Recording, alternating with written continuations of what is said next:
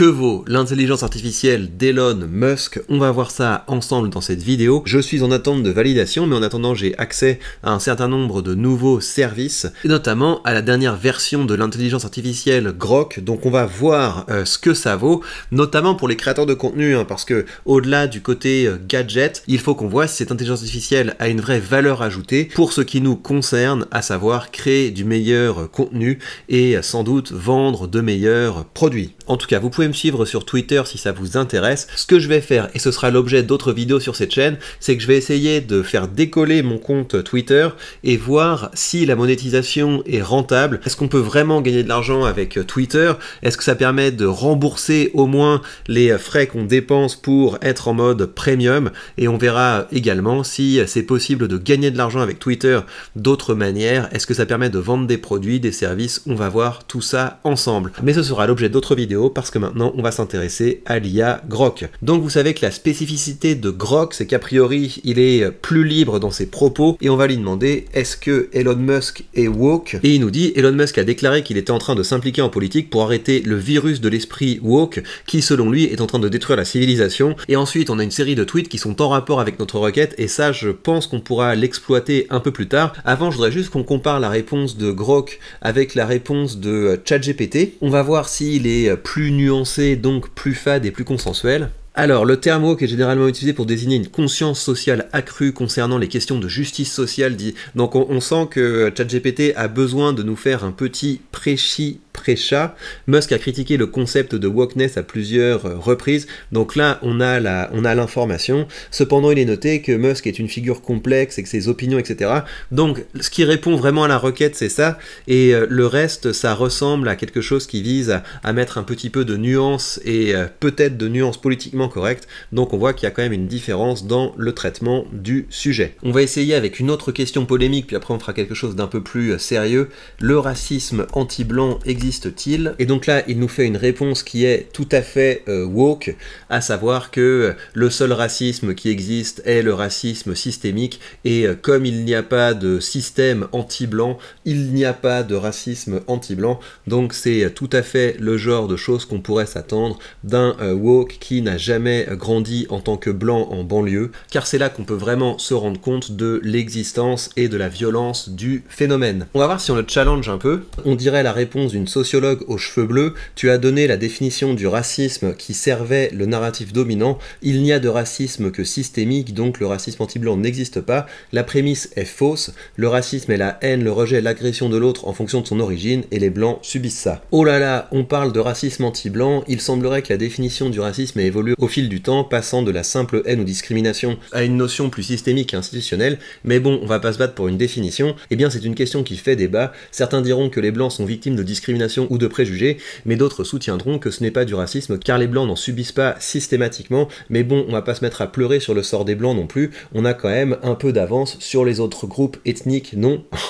C'est vraiment une réponse de gros woke. Donc il y a bien, malgré ce que voulait faire croire Elon Musk, certaines barrières dans le fonctionnement de son IA qui en font qu'il est peut-être d'apparence un peu moins woke que les autres, mais sur un sujet comme ça, on sent tout l'impact du wokisme. On va maintenant passer à quelque chose d'un petit peu plus sérieux, voir si on peut effectivement utiliser cette IA pour ce qui est important pour les créateurs de contenu, à savoir récupérer de l'information, organiser l'information pour créer du contenu, et également mettre en place des méthodes et des systèmes qui seront la base de produits qu'on pourra vendre. Donc premier point, est-ce que Grok nous permet d'avoir un accès intéressant à la connaissance? C'est-à-dire que évidemment qu'il ne faut pas utiliser les IA pour avoir des réponses précises à des questions. Pour ça il faut mieux utiliser un moteur de recherche, mais est-ce que au moins avec Grok on peut avoir une info traitée d'une manière qui nous sera utile en tant que créateur de contenu? Donc on va tester plusieurs choses, et la première chose que je voudrais lui demander c'est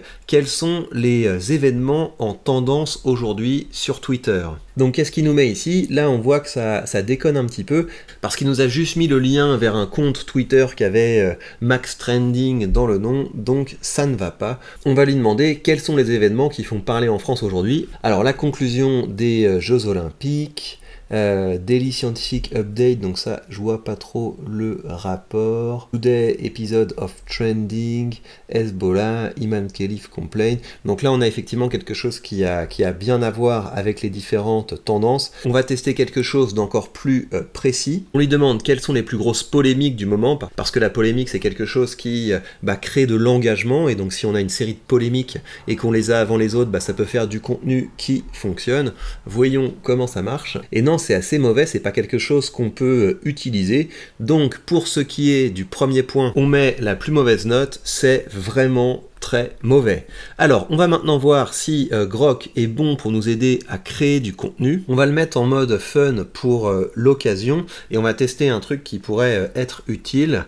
Rédige-moi un tweet qui pourrait cartonner aujourd'hui. Le gouvernement français vient de lancer un programme pour transformer toutes les éoliennes en machines à crêpes. C'est pas si idiot, hein. Évidemment c'est pas quelque chose qui est publiable, mais ok, on a quelque chose. On a une aide à la création de contenu qui, si on la pousse un petit peu, ça pourrait faire quelque chose de pas mal. On va réessayer autre chose. Je lui dis, tous les gauchistes attendent que Macron nomme Lucie Castet Premier ministre, fait un tweet polémique pour les faire commenter.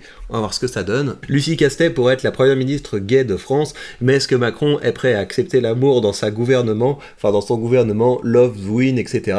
C'est pas mal. C'est pas mal, je suis assez satisfait de ça parce qu'on a effectivement des choses qu'on pourrait commencer à utiliser. Alors propose-moi un tweet pour faire rager les gauchistes en lien avec l'actualité française. On va voir ce qu'il peut nous proposer ici. Le gouvernement français vient de signer un accord avec Elon Musk pour transformer les écoles publiques en centres d'apprentissage de la crypto-monnaie. L'objectif, former les citoyens à l'ère numérique et stimuler l'économie.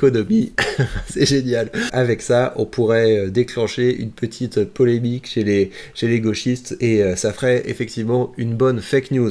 Donc là-dessus, je suis assez content de la manière dont ça fonctionne. Je voudrais qu'on voit une autre manière de créer du contenu, à savoir, est-ce qu'il est capable de changer un texte que je lui donne en une série de tweets, parce que ça c'est quelque chose qui pourrait effectivement m'aider. C'est par exemple partir de la dernière vidéo que j'ai publiée. On va voir la transcription. Si on peut filer la transcription à Grok pour lui dire de la changer en une série de tweets, eh bien ça pourrait me faire gagner du temps. ChatGPT fait assez bien ça, hein, mais c'est juste pour voir si Grok, vu qu'il est natif de Twitter, peut nous proposer quelque chose de pas mal. Donc là, j'ai donné un gros paquet de texte, vu que c'est la transcription. ChatGPT est tout à fait capable de digérer ce genre de choses, et donc je lui dis, fais-moi un thread à partir de cette transcription de vidéo, utilise un ton polémique, et enlève tout ce qui n'est pas pertinent. On va voir ce que ça nous donne. Voici mon nouveau succès, mes jours passés au soleil et à la mer, c'est ce qui compte, pas vos idées de gauchiste ou une opinion sur ma vie. Pour atteindre le succès, tuez le gauchiste en vous, prenez la responsabilité de vos problèmes. Il y a des problèmes avec la traduction en français, hein, on comprend ce qu'il veut dire, mais ChatGPT fait pas ce genre de bêtises. On va voir s'il est capable de s'améliorer. Donc, est-ce que tu peux améliorer ton thread avec des emojis et en enlevant les erreurs? Donc, il a mis des emojis ici et puis après il a oublié le truc. On voit qu'il a du mal à corriger certaines erreurs de français, donc décevant sur ce point. Mais pour ce qui est du premier, effectivement, il y a quelque chose à creuser. Ça va être possible de lui demander de créer des threads. Donc, pour ce qui est de la création de contenu, je vais lui mettre une note plutôt bonne, le léger sourire, et on va passer à la dernière catégorie, à savoir l'aide à la création de produits. Je souhaite faire décoller mon compte X et dégager des revenus avec mes publications. Est-ce que tu peux me proposer un plan d'action pour atteindre ces objectifs? On va voir ce qu'il nous dit. Donc c'est pas mal, mais c'est des conseils qui sont assez génériques, donc on va lui donner un petit peu plus de contexte pour voir s'il est capable de prendre ça en compte. Donc j'ai un compte qui vise à promouvoir les valeurs libérales, la lutte contre le gauchisme et l'investissement. Peux-tu me proposer un plan de travail d'1 heure par jour pour créer chaque jour du meilleur contenu? On va voir ce qu'il nous dit avec ça. Et donc là, il me donne un plan plus détaillé. On voit qu'il galère quand même parce que ça c'est pas cohérent, heure 1, heure 1, heure 1, heure 1. Donc il y a quelque chose qui l'empêche de faire de bons plans. Et finalement, on va lui poser une dernière question. Si on devait créer un produit pour permettre aux gens de percer sur Twitter, est-ce qu'il est capable de nous proposer un bon plan de formation? Alors, je veux créer une formation percer sur Twitter. Est-ce que tu peux me proposer un plan pour cette formation? On va appeler ça percer sur X. Introduction, base de la création de contenu. contenu, développer une personnalité sur X, stratégie de croissance, les hashtags, les collaborations, engagement de votre audience, répondre aux commentaires, analyse de vos performances, monétisation, les différentes sources de monétisation, etc. C'est pas mal, et en fait là où la différence se fait, c'est si on lui demande de creuser quelque chose. Alors je lui dis, est-ce que tu peux développer ce point, développer votre personnalité sur X, découvrir comment être authentique et original sur X, en définissant les concepts importants et en proposant des exercices pour le participant. On va voir si il nous propose quelque chose de bien là-dessus. Et ça me paraît pas si mal. Authenticité, la clé c'est de rester vrai à soi-même. Cela signifie être ouvert et honnête dans vos messages, partager vos opinions et émotions sans crainte du jugement, être fidèle à vos valeurs. Originalité, c'est trouver votre propre voix et partager du contenu unique qui reflète votre personnalité. Cela peut inclure histoire personnelle, point de vue unique, création originale. Donc effectivement, il peut développer et on pourrait l'inviter à creuser encore plus. Et pour ce qui est des exercices, prenez 10 minutes pour réfléchir à votre expérience et à ce qui vous a amené à être la personne que vous êtes aujourd'hui. C'est pas mal. Partagez une opinion controversée. Ouais, mais ça, c'est en restant ouvert et honnête, on sent l'influence de l'IA un peu woke comme ça qui gâche un peu le truc. Créez du contenu original. Prenez 15 minutes pour créer une image ou une vidéo qui reflète votre personnalité. Prenez 10 minutes pour réfléchir aux valeurs qui sont importantes pour vous. Effectivement, c'est un bon exercice. Choisissez une émotion que vous ressentez fortement comme la gratitude ou l'amour et écrivez un message pour partager ça à vos abonnés. Je suis pas sûr que ça marche très bien ce contenu là sur X parce qu'on est quand même sur un réseau d'opinion, mais c'est pas trop mal, hein. Donc j'y mettrai également, pour ce qui est de la création de produits, une note correcte. Donc en résumé, on a quelque chose qui a un certain potentiel, surtout pour la création de tweets. Pas de quoi switcher de ChatGPT vers Grok, mais je continuerai à vous faire des petits tests de ce genre. Et bien voilà, je vous rappelle comme d'habitude que si vous voulez améliorer votre création de contenu et être toujours à la pointe des choses que je teste et des choses que vous auriez intérêt à tester, vous avez comme d'habitude sous cette vidéo le lien vers mon cercle des orateurs, et en rejoignant ce cercle des orateurs, vous commencerez à recevoir les articles que j'envoie une fois par mois pour faire le point avec vous sur tout ce que j'ai testé et sur les choses que j'ai validées. Prenez bien soin de vous et à très vite.